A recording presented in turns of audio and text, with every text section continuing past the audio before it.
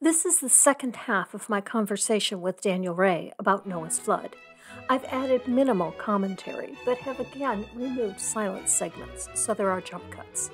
Once again, the full conversation is linked in the video, so if you want to see the unedited conversation, you can do so.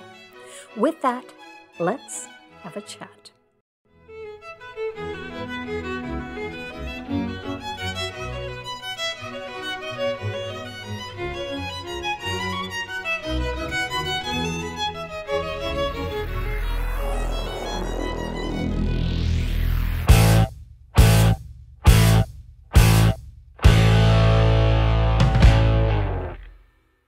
Do you think it is humanly possible for 8 people to care for and feed thousands of animals 24/7? Well, I don't know how many animals there were. I don't know how much food was provided. I don't know what their day-to-day things were. I don't know how much food they brought on the boat.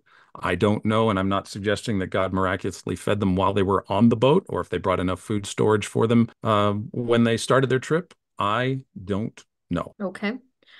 If there were not very many animals on the boat, there currently are in the world 8.7 million species of animals. How did we get so many different species of animals if there were only a few of them on the boat? Well, I think the first thing I would say would be that species is a modern classification that we've created through biological taxonomy since the mid-19th century and maybe even before, where we've developed a highly systematic way to classify things. And check me if I'm wrong, Kelly, but I think we define species today by a new species comes about because they can't interbreed with their former kind or species or whatever. I think the division seems to be one of reproduction. If you can't reproduce. Reproduction is one factor. There are other factors as well. There's various factors. The experiment that they did with the E. coli, one of the characteristics of E. coli is unable to digest citrate. And that was how they determined that a new species of E. coli was developed in this experiment, because the species that evolved was able to digest citrate, and that was one of the defining characteristics of the species. So yeah, what constitutes a defining characteristic of a species is not something that we can easily list and give criteria to. It really takes a zoologist. Yeah, so the idea that there being, what did you say, 8 million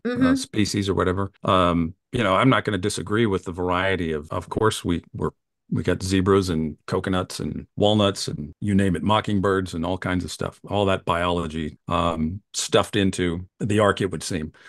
So I recognize the epistemic tension it creates. How did all that stuff in the boat become all the stuff that we have today? That's the gist of your question, right? Yeah. And I think it just goes back to what I was saying earlier, that biologically, whatever the kinds were, they were capable of producing the variety that we have today. Let me give you an example from naturalism, if I may. I know that evolution doesn't deal with abiogenesis. But if you take abiogenesis and you go back and you read the literature on the professional side of things, abiogenesis posits that at some point in the distant 3 billion years ago, 4 billion years ago, there was a single lone DNA RNA hybrid floating about at the bottom of the ocean or on a warm pond somewhere, in Darwin's words. And in that little RNA DNA, nobody knows what it is, was all the genetic material for all the variety of life that we see. So we're not just talking about animals on a boat now. Now we're talking about all the genetic information necessary for both the variety of flora and fauna that we see today. What is that little thing? I mean, that to me is, I'm not saying it's necessarily wrong by saying this. I'm just saying that at an epistemic level,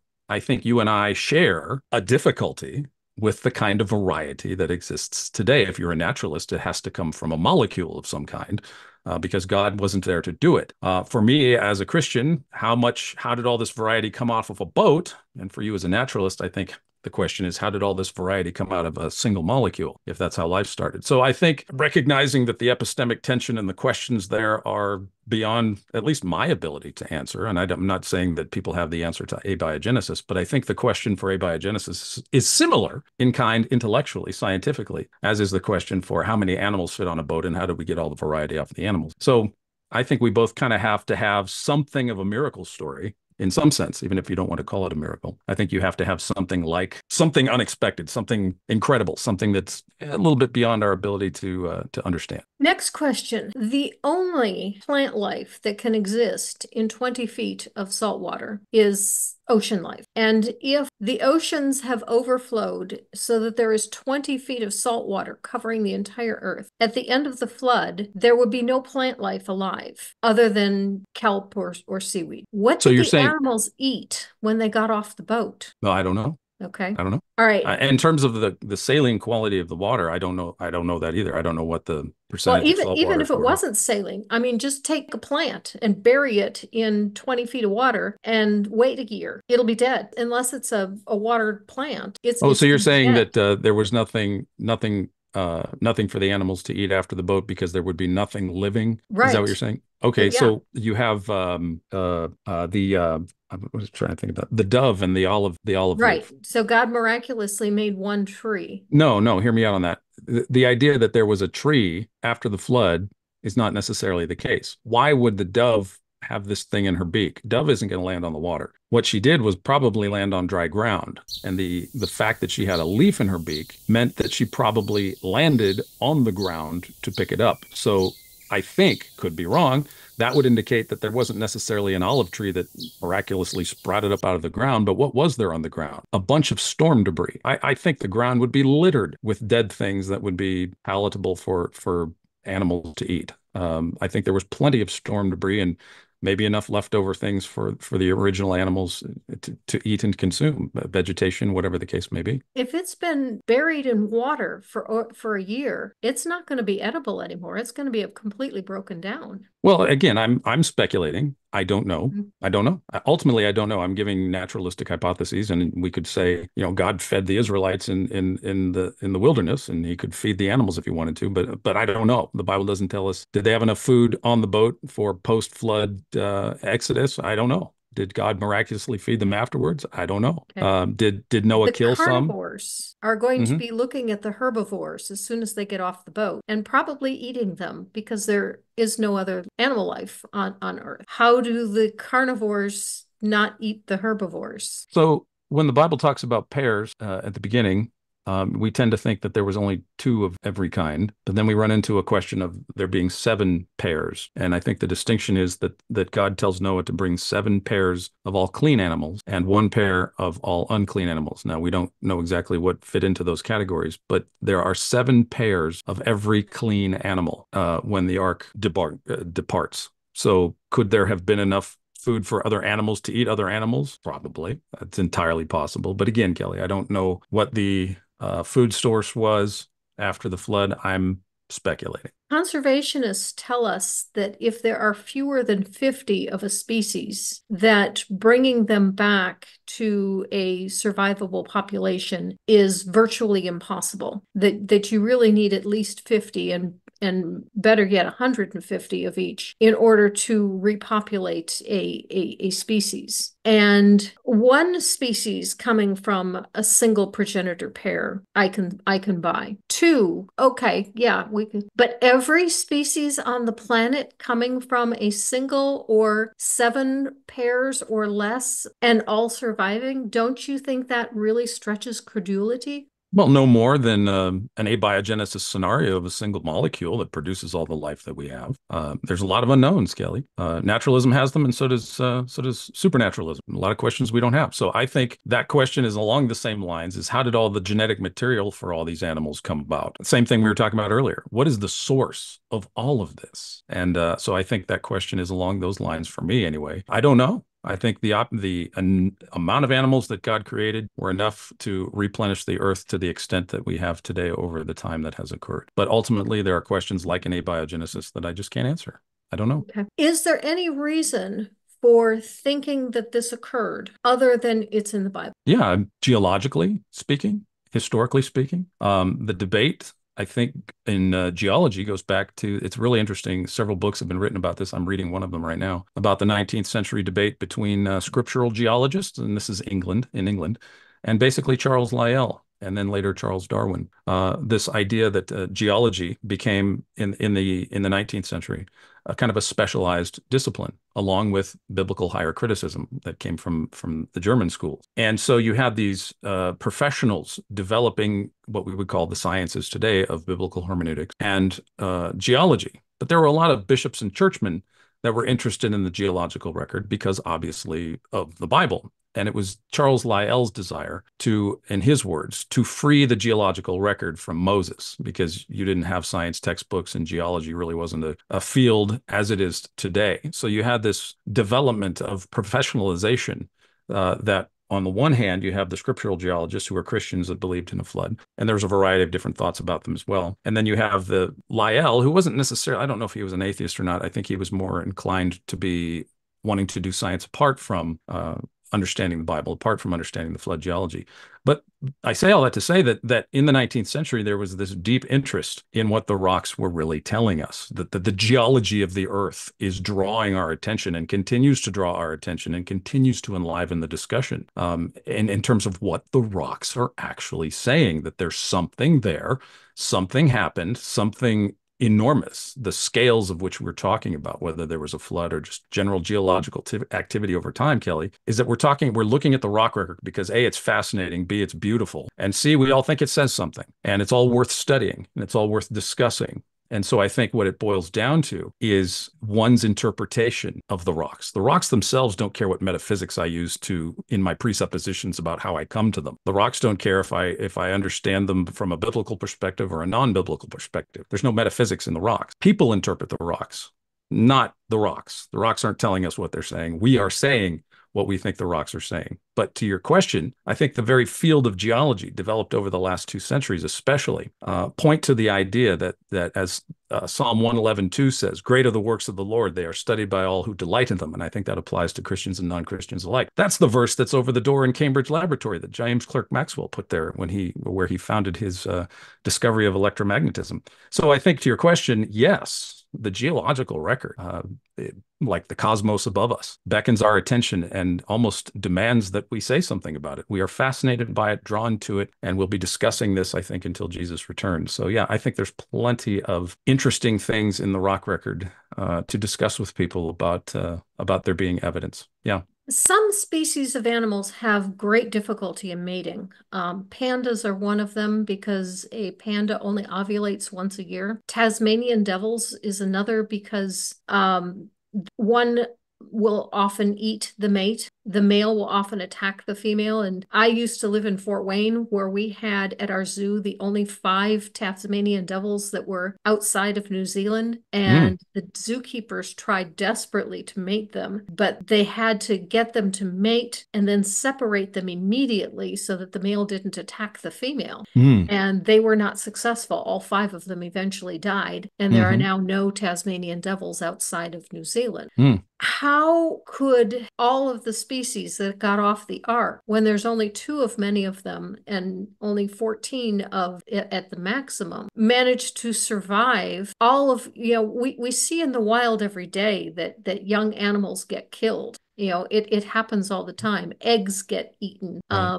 An animal will eat another animal. With so few animals, how did we manage to get to the level that we have today of over 8 million species when we had such a bottleneck with every single species on the planet? Well, I think along the same way, when we talk about a large-scale evolutionary explanation of how animals came into being, there are a lot of postulates and hypotheses and unknowns. I don't know what the animals were like that got off the boat. To the same degree, naturalists presuppose what early animal and plant life were like, but we don't have any video record of what things looked like or how animals behaved back then. So to some degree, Kelly, we're limited in trying to understand the animal kingdom back then with the kind of knowledge that we have today about animals that have been around for a long time and have had plenty of time to reproduce.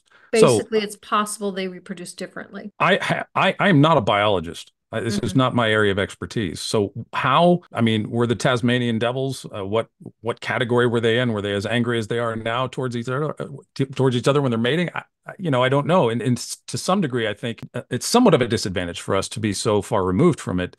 And then kind of apply what we understand about animal behavior today to animal behavior. If you want to take a naturalist perspective, animal behavior, what was it like millions of years ago, 3 million years ago, 4 million years ago? We don't know. We're making stuff up to it to a certain extent. I'm not saying it's wrong when I say that. I didn't mean to say that in a bad way. Just saying there's a lot of unknowns, and we're kind of filling in the gaps with hypotheses. So to your question specifically, I don't know. Okay. Geneticists tell us that from their study of mitochondrial DNA, that humans migrated from sub-Saharan Africa. But the biblical model would tell us that humans migrated from Mount Ararat and from the Tower of Babel in the Middle East. Okay. When the So mitochondrial DNA tells us one story and the Bible tells us a different story, why should we believe that the geneticists don't understand genetics? Well, I'm not saying that they don't understand genetics. Mhm. This graphic on the right I got from NBC News. I don't know how old the article was. It wasn't. It was recent. They took some 225 human genomes from North Africa, Ethiopians and Egyptians, and did a study and concluded that the genetic similarities between people in North Africa and people in the Levant suggested that there was a northerly exodus, if you will, out of Central Africa. However many millions of years ago, I don't know. I mean, I know what the studies say, but I'm not saying that I know. But if you look at Pangea, and we don't really know what the shape of Pangea was, it's not, if the continents were close together, Kelly, the center point of genetic diversity wasn't that far off from the Levant. And for all we know, they could be spot on about where this human DNA comes from. So if all of these migratory patterns were closer together on a continent, spread out, it's a little different. But if it was all close together, which I think it was, it's not entirely beyond reason that the center point is not far off from perhaps where humanity was recreated. So So I you don't think the have a problem. Pangea still existed at the end of the flood? Yes, and drifted. I don't think we went from Pangea to what we have today in a year. I'm not saying that.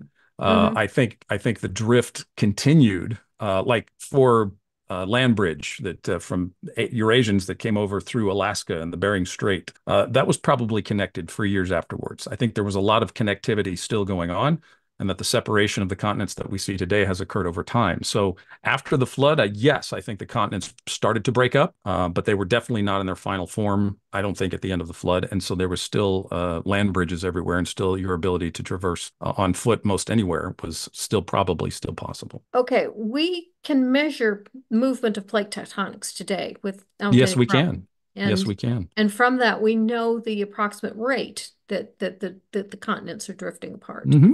Hmm. And from that, we know that at that rate, we could not have been at a Pangea a mere 6 or 7 thousand years ago. Well, let's say that I'm planning a trip and I'm get in my car and I've got a 15-gallon tank, and then my car gets 20 miles to the gallon. If I go 50 miles an hour, it will take me 6 hours to go 300 miles. What's the half-life of my gas? Well, the half-life of my gas is 50 miles an hour. Now, that is assuming that my rate, my foot on the pedal, is constant for 6 hours. I don't stop. I don't go faster. I don't go slower. That 6 hours, 300 miles in 6 hours is all dependent upon the rate at which I'm driving. And so I think to some degree, this is like the radiometric issue. Has the radiometric decay always been the same? If you look at the cosmology and inflation, the idea of a universe inflating, things exceed the speed of light in order to explain that. Well, what causes something to exceed the speed of light? Well, we don't know, but generally speaking, the speed of light has been the same since the beginning of the universe, except at the very fringes of the universe where things are moving faster than the speed of light, according to physics. There's something like space-time that's actually being stretched faster than the speed of light beyond the edge of the universe. And so in the beginning of the universe, there was also a breaking of the speed limit of light in the expansion, if inflation is true. So all of that to say, coming down here to Earth, I think the expansion rate of the continents could certainly have been variable in the past, and you could have a speeding up and a slowing down. So the process that we see today could have been much faster in the past. What That's the best I can do. what would have driven this speeding up and this slowing down? What would drive the expansion rate of the universe to go faster than the speed of light? I am not a physicist. I don't know. And I like what Steve said in your interview, and I agree with him. He was completely puzzled and somewhat amazed. I'm not saying this to demean him. I agree with him that it's just a fantastically weird thing, plate tectonics, and we've only understood it in the last 50 or 60 years. And as Steve said, I'll quote him, it's a really weird way for a planet to lose its heat. It's the only one in the solar system that does this. And there's been some research done by Guillermo Gonzalez on the necessity of plate tectonics in order to support biodiversity of a planet. It seems to be, it's turning out to be one of those things that we need in order for there to be life on a planet. So people are now starting to look in cosmobiology on planets, on exoplanets, for plate tectonics, not just water, but are there plates and do they shift around? And that seems to be something else that's essential. So what's mysteriously, what is the mechanisms that are driving the plates to move faster than they would in the past? I don't know, Kelly. I'm as fascinated by it as Steve is. I talked to Steve. I talked to Andrew Snelling last month. And he sparked an idea in my head, and all the research I did. So I go look into different places, and then I come up with my own little drawings and things. So I don't. But why I don't just you tell wasn't. us how you think the Grand Canyon formed then? This is my layman's term. This is from all my research. I did like a 2-month crash course in geology to prepare for talking to you today. So it was fun. I totally enjoyed it. I don't know much geology, which is usually why I don't talk a whole lot about geology. I had to Yeah, do some geology review just for this. you had to you have some exceptional knowledge about biology that I wish I had more of. I was more prepared for a geological talk, and you were more prepared for a biology I talk. asked Steve on because I don't know anything about geology. Oh, that's great. I loved it. Steve was so fun to watch. It was you did a good job with that. I thought it was very informative, and I actually learned something, from Steve. I know he's not a Christian, but it was really cool. So he brought up some stuff I'd never heard about, and I explored it a little bit, and that's how I learned. But anyway, let me share with you some fascinating geological facts. And this is not a debunking thing. This is just my own stuff that I've come up with. Can you see this? Mhm. Okay, so this is in Colorado. This is called the Dakota Hogback, and this is not a creation. It's my own drawing. I made this. So you have these sedimentary layers, and they all have these names: the Dakota, the Morrison, the Ralston, the Lincolns, the Lions, and the Fountain. And these, you can see these in Colorado. They're along a highway there, and you have the lithospheric mantle before that. And then you have this, so what they call the laramide oregony. I think, am I pronouncing that right? It sounds like a spice. But the origin of the rocks, that the mountains, the Rocky Mountain core is Precambrian crust that went up, and a lot of people think that that was because of the two continents coming together in the uplift. And so when that happened, when you had the subduction in one plate going over the other one, you had this push, and to where this Rocky Mountain core collided with that Appalachia that I showed you earlier. And that collision of the plates pushed up the Precambrian strata. And when that Precambrian strata went up, this stuff got kicked to the side as that rose up. And then over here on the Dakota, which is the topmost foundation, you actually have dinosaur tracks. I just thought that was fascinating. But this is how I think the Grand Canyon came about. So this is the Colorado Plateau. This is Daniel Ray's crazy tinfoil hat science that I kind of put together from all different sources. You have the uplift of the Colorado Plateau, which I don't think any geologist denies having occurred. Just how and when and how fast and how slow and how long ago, that's all up in the air, I think, to some degree. But you have an uplift. And to me, if I'm thinking of this in terms of the flood, I think that the Colorado Plateau was completely underwater. So this uplift is occurring while the Colorado Plateau is underwater, and then it's pushed up, Kelly. This is what I think. It's pushed up. I don't think anybody disagrees with it being pushed up. And the water that was on top of it flows down into this crevice that's cooked up. So you can see that if it's pushed up, the sandstone, if it's still soft and permeable, will split. It's like, I'll show you here in a minute, this little video. This is Steve. One mystery that Can you hear him?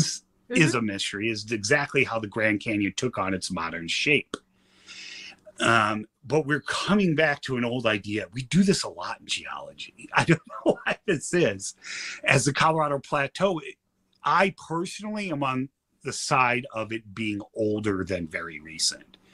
The fact that it's a meandering river that cuts through it, and we know the Colorado Plateau is rising up at about the same rate erosion's eroding it down, should be a big friggin' hint.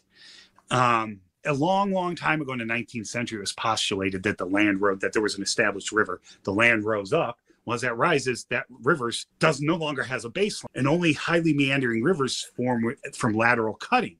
But this is down cutting again. So as this land became lifted up, it no longer had a baseline. So it starts down cutting, and it keeps the meander because it's not happening fast enough to tear those meanders apart. So this is how I think, based off of what Steve said. The land splits apart as it rises up, the water sinks, and then it comes in as the things spread. That's kind of how I think it might have happened. I mean, Okay. now that's like you break bread, where the force of the bread is in the middle, Mhm. and the middle gets ripped open because the force is coming out from underneath it. So that's kind of an illustrative way I about don't how I. think Steve would disagree with you. I think the only thing he would disagree with you is about how much time that took Yes, yeah, absolutely. We'd have a discussion and when that about the time. occurred. Yeah. Right, right, right. So I think I'm kind of down with Steve on that. It's just we would disagree about the time. Mhm. And this is more of a theological question or an ethical question, which is Okay. why drown babies and children? If God is all powerful and all loving and he needs all these people to be dead, drowning is a torturous way to die. He could just simply snap his fingers and the people would all drop dead. Hmm. Why drown children? Yeah, that's a good question. I kind of anticipated you were going to have it. It's hard. I had a conversation with an atheist on YouTube last year, and he was telling me his deconversion story. And he and his wife, after becoming atheists, decided to have children. And I think he brought up the problem of evil when we were talking about it. It was a very cordial discussion. It wasn't a back and forth gotcha kind of thing. And the thought occurred to me that when you talk about the problem of evil, moral suffering or whatever the case may be, let's say you can't believe God exists because he would, you can't believe he would do something like this. You can't believe that all this world would be the way it is. And so if let's get rid of God, let's just get rid of him. What then, and this was my conversation with my friend, what the problem of evil and suffering doesn't go away. Babies still drown in swimming pools. They still have cancer. They still have disease. They're still going to die. They're probably going to suffer emotionally, mentally, or physically in a world where there is no God. And I asked my friend, I said, who is ultimately responsible for that individual's suffering if God doesn't exist? So When my you say point, that individual, you mean a child that has so drowned in a swimming pool? my point was, Kelly, to him is that if we want to blame God for the kind of suffering that people go through, I think the question in a naturalistic worldview is, if you know this world is so bad, why are you bringing children into it? Because ultimately, if there's no God, the procreation is ultimately with the parents that decide to have the children. There's no suffering if there's no children. So that, I think, is a problem. The problem of evil is still a problem for naturalism. I disagree. So let me ask you a question in terms of why drowning. I know. Do you know who Doug Pine Creek is? Yes. Okay, yeah. So I don't listen to him much, but I do know who he is. he has the same kind of objection that you do, the poof or drowned business. Where why doesn't God just poof them out of existence instead of drowning? And I think it's just a matter of going, well, okay, so we are now thinking about the way in which God judges human sin. So I postulated this thought experiment to an atheist friend of mine as well, not too long ago on our book club. Kelly, if you had the knowledge of baby Hitler and you were a nurse for baby Hitler and you knew and you were told what he was going to grow up to be, would you take his life? I definitely wouldn't drown him. But would you kill him? If I would take his life, I would do it in a humane manner. I certainly wouldn't torture him. So you would kill him. No, I did not say that. Oh, I said if don't I know would. if you would. I So you don't know if you would. I don't know if I would, but if I did, Fair. I certainly wouldn't torture the baby. So do you think that there were infants that existed in the flood? Well, I don't think the flood happened. Right, But if the story were true, then yeah, there were infants that drowned in the flood. So your objection is to something that actually didn't happen, right? Your moral objection is to something that didn't happen. Okay, you have to separate reality from myth Sure. there. Right. Because okay, because I don't think it actually happened, I don't have a complaint about it. But I'm saying if this were true, if this Mhm. really had happened, then I think that the God that did it could not claim to be all loving. Okay, so your objection is drowning is something It's that not you an don't act of love. is not an act of love. How long do you think these infants survived in the water? How do you know how God took their lives? Do you know that they died from asphyxiation through the drowning in the water? Well, if the Bible is to be believed, then yes. Because if we're talking about God and he can do however he chooses to do so, as I told Doug, I said, do you know that God didn't take their lives before the flood happened? Do you know that the flood was what killed them? Only if you're going to believe the Bible, because the Bible says that they drown. Where does it say in Scripture that the babies drown? It doesn't specify the babies, but it says everything that has the breath of life. And since the babies have the breath of life, that would have to include the babies. What specific verse about the breath of life are you talking about? Okay, yeah. Starting with verse 20, the waters rose and covered the mountains to a depth of 15 cubits. Every living thing that moved on land, birds, livestock, wild animals, all the creatures that swam over the earth, and all mankind, everything on dry land that had the breath of life in its nostrils died. Every living thing on the earth was wiped out. People and animals and the creatures that moved along the ground and the birds were wiped from the earth. Only Noah was left. So you know the story in the creation narrative, how Adam comes to life, right? What does he do? He breathes the breath of life into Adam. So from this text, Kelly, can we say that the water is what killed them? Could God just withdraw their breath and then use the flood to sweep them away? Yeah, that's possible. Okay. But I don't see that as a natural reading of the text. Yeah, I understand. I think you have to kind of make that up. Well, I don't think you. I think you have to make up that people. Now, it seems commonsensical to say that they drowned and they suffocated and all this kind of stuff that you're suggesting. But if God is talking about the breath of life, which He is the giver of the breath of life, I very much think that He could take the breath of life out of a human being, and that the death isn't necessarily by drowning. Drowning, the water just wipes them off long after they've died. So okay, but if that's what God's doing, is simply withdrawing the breath of life, what's the purpose of the flood? Well, it establishes it establishes God's sovereignty over the earth, for one thing, and number two, it is a judgment. Whether they died in the water or they died by God taking their breath from them, it is a judgment for the sin and the wickedness of the earth, and that's what ultimately the flood story is. It's about judgment that God. Well, why? What's the purpose of, if the people are already dead, they're not learning anything from this flood. Well, I mean, the question was, why did babies drown? And I'm establishing that it's possible that they didn't die from drowning. You're positing that maybe they didn't drown. Maybe God just simply removed the breath of life from them even before the flood occurred. And then the flood has no purpose. You're saying it could be a judgment, but they're already dead. How do you judge something that's already dead? Well, the flood doesn't have to kill them in order for this to be a judgment. That the flood waters take people away, that they're all dead, whether they died in the water or before the water. The judgment comes and takes away the what does those texts say? That God blots everything out and wipes them clean from the face of the earth. That's a judgment that's left. The record of that judgment is left to us. Whether they died by God taking the breath or by bringing the water, the warning is still the same. The judgment remains, as Jesus says in the Gospels, that as in the days of Noah, so it will be during the days of the Son of Man, where people will be eating and drinking and being given in marriage, and then Jesus will return. And so the amazing thing is, Kelly, the gospel truth of it is that the Yahweh that brings the judgment on these people, He Himself experiences on Calvary, that He takes the judgment upon ourselves. This is the Abrahamic covenant that God makes with Abraham after the flood, is that God makes a covenant that a covenant is a promise between Him and Abraham. And that if the covenant is broken, the judgment of that covenant being broken falls on God Himself. Normally in ancient Near Eastern covenantal treaties, it's the sovereign that makes the covenant. Here's some promises, and then the people that have to follow. If the people don't follow it, the sovereign kills them. And so the Abrahamic covenant is that God takes both sides of this covenant. And so the judgment upon mankind is now completely and totally upon Jesus. And so God, as Yahweh, in the person of His Son, comes and experiences death on the cross for everybody. And so the flood is a kind of precursor to the judgment that God will experience for us on our behalf, so that nobody has to die a second death. And that's the gospel story, I think. And so Noah points us toward the judgment that is on Calvary, and that God does for us, removing our sin from us through Jesus. And so the flood is a kind of reminder to us who have survived and have remained that God is coming again, and it will take people by surprise. Peter even says, mockers will come, scoffers will come in the last days, saying, where's the promise of His coming? And then He uses Noah and the flood to say it's going to come like a thief in the night. And so I, as a Christian, my ultimate goal is, Kelly, to tell people that I don't want people to suffer and die eternally. And that's ultimately what I believe and why I do these things. So ultimately, it points to Jesus, I think, to answer your big question. It points to Jesus. God takes our immorality upon Himself, and doesn't flood the earth again. He promises that to us through the covenants that He's made with Noah and Abraham, and then through Jesus. Got it. I enjoyed the conversation. Okay, you too. Thanks, Kelly. All right. Bye-bye. Have a good evening. Bye.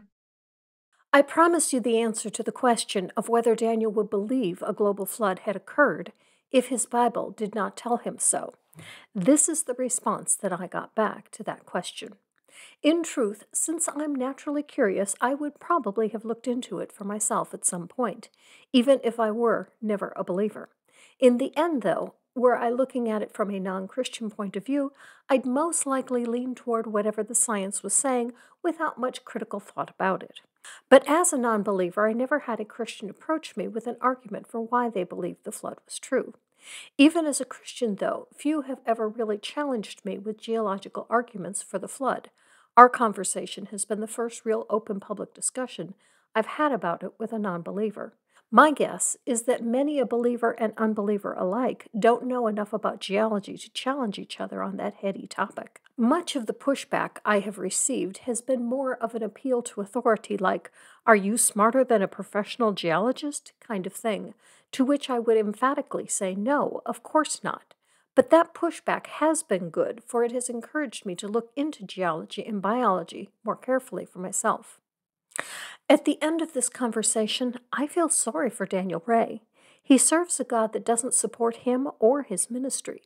He serves a God that he claims loves him and yet allowed this conversation to go nowhere when, if he existed, he had all the answers that he could have given to Daniel.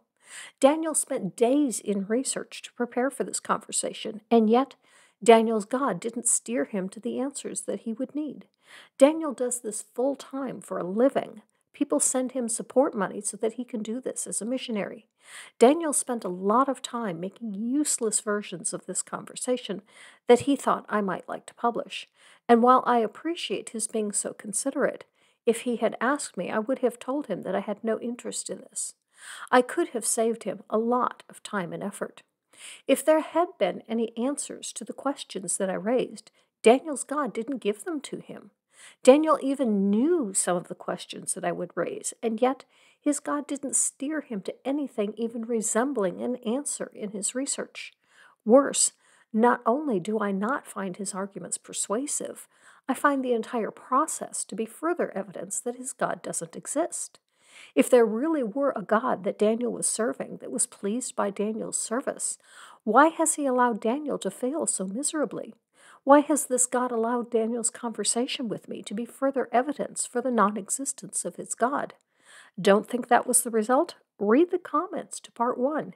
Did anyone watch it and think that Daniel's God was real or that he presented anything even remotely credible that supported the idea that there really had been a global flood? If this conversation is the best that this God can do to try to sway people to believe in him, then this God doesn't have the characteristics that the Bible and Daniel claim that he has. And this isn't a slam on Daniel. Daniel did the best that he could with what he had to work with.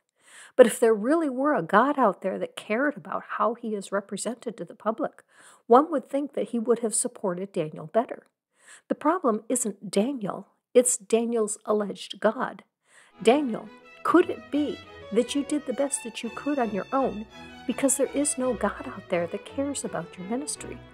Or could it be that when it comes to Noah's flood, Daniel's God left him high and dry? Live your life.